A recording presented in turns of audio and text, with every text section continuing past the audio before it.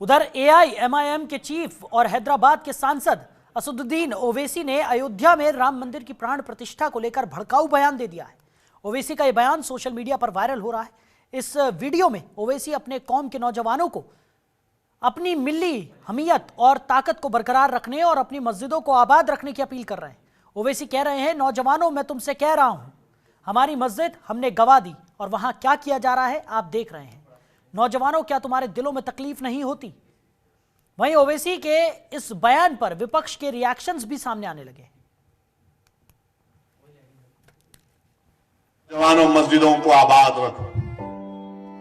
नौजवानों, तुमसे मैं कह रहा हूं, हमारी मस्जिद हमने खो दी और वहां पर क्या किया जा रहा है आप देख रहे हैं। नौजवानों, क्या तुम्हारे दिलों में हमारे दिलों में तकलीफ नहीं होती कि जिस जगह पर हमने 500 साल हय्या अला सलाह और हय्या अल फलाह की सदाएं दी, जहां पर हमने बैठकर कुरान करीम का जिक्र किया, जहां पर हमने बैठकर सलात और सलाम के नजराने पेश किए, आज वो जगह हमारे हाथ में नहीं है। नौजवानों, क्या तुमको नहीं दिख रहा कि अभी ऐसे 3-4 मसाजिद हैं जिसमें दिल्ली की सुनेरी वाली मस्जिद भी है? मेरे अजीज दोस्तों, याद रखो नौजवानों, ये जो ताकतें है ना तुम्हारे दिल से जब इत्तेहाद को निकालना चाहते हैं, क्यों निकालना चाहते हैं? मिली गीरत को खत्म कर दिया जाए, मिली हमियत को खत्म कर दिया जाए। बरसों की मेहनतों के बाद आज हमारा एक मुकाम हमने पैदा किया, तो ये आपको इन चीजों पर गौर करना है। अपनी मिली हमियत को, मिली अपनी ताकत को बरकरार रखिए। नौजवानों, मस्जिदों को आबाद रखो। कहीं ऐसा ना हो कि मस्जिदें हमसे छीन ली जाए। प्राण प्रतिष्ठान का समय आया, भाईजान ने फिर भड़काया। नौजवानों, मस्जिदों को आबाद रखो। अयोध्या के नाम पर ओवैसी जुटे भड़काऊ काम पर। नौजवानों, तुमसे मैं कह रहा हूं, हमारी मस्जिद हमने खो दी और वहां पर क्या किया जा रहा है आप देख रहे हैं। अयोध्या में भव्य दिव्य राम मंदिर धर्म स्थापना का नया इतिहास लिखने के लिए तैयार है। राम मंदिर की प्राण प्रतिष्ठा में महज 20 दिन बचे हैं और राम मंदिर हिंदुओं की आस्था का केंद्र बनता जा रहा है। इधर एआईएमआईएम के अध्यक्ष असदुद्दीन ओवैसी ने राम मंदिर के नाम पर नौजवानों के मन में जहर घोलने का काम कर दिया है। मंदिर और मस्जिद के नाम पर देश के नौजवानों को भड़का रहे हैं। नौजवानों, मस्जिदों को आबाद रखो।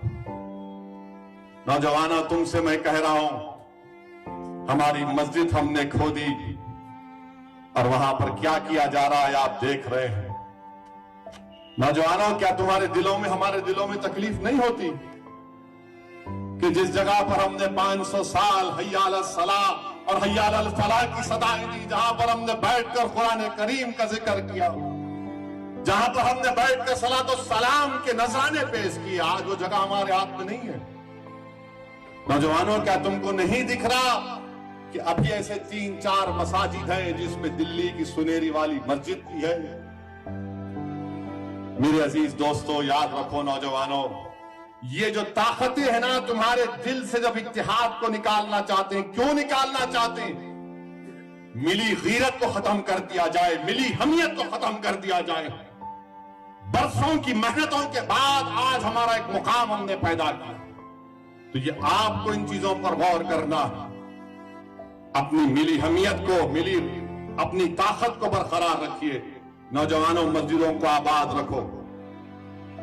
कहीं ऐसा ना हो कि मस्जिदें हमसे छीन ली जाए। हैदराबाद में एक तकरीर के दौरान ओवैसी ने राम मंदिर का हवाला देते हुए नौजवानों को मस्जिद छीने जाने का डर दिखाया। लिहाजा ओवैसी का यह बयान जैसे ही सामने आया, इस पर सियासत शुरू हो गई। विश्व हिंदू परिषद ने ओवैसी के इस बयान पर पलटवार करते हुए उन्हें इस्लामिक कट्टरपंथी का पैरोकार करार दिया। जैसे जैसे भगवान श्री राम की मंदिर में प्राण प्रतिष्ठा का समय नजदीक आ रहा है, वैसे वैसे बाबरवादी और इस्लामिक कट्टरपंथियों के पैरोकार मुसलमान पार्टी के लोग बराबर मुस्लिम यूथ्स को भड़काने, बरगलाने और उनको आतंकवाद की राह पर धकेलने का कुत्सित प्रयास करने में जुट गए। अभी जिस तरह से एक बैरिस्टर ने, कहते तो अपने आप को बैरिस्टर, और कानून की सबसे ज्यादा धज्जियां उड़ाने का काम भारतीय संविधान या न्याय व्यवस्था या भारतीय न्यायतंत्र का, सर्वोच्च न्यायालय का भी मजाक बनाने वाले ऐसे नेता मुस्लिम यूथ को कहते हैं कि अपनी मस्जिदों को आबाद रखो। और भाई, उनको निर्वाध करने का काम किसने किया? क्या आपको लग रहा है कि मस्जिदों में वास्तव में यूथ नहीं जाने लगे? मस्जिदों से मुस्लिम यूथ का मोह भंग होने लग गया है? अगर आपकी मस्जिदों की छीनने की बात आती है तो उस समय आप कहां सो जाते हैं जब हजरत बल के ऊपर आतंकी हमले होते हैं?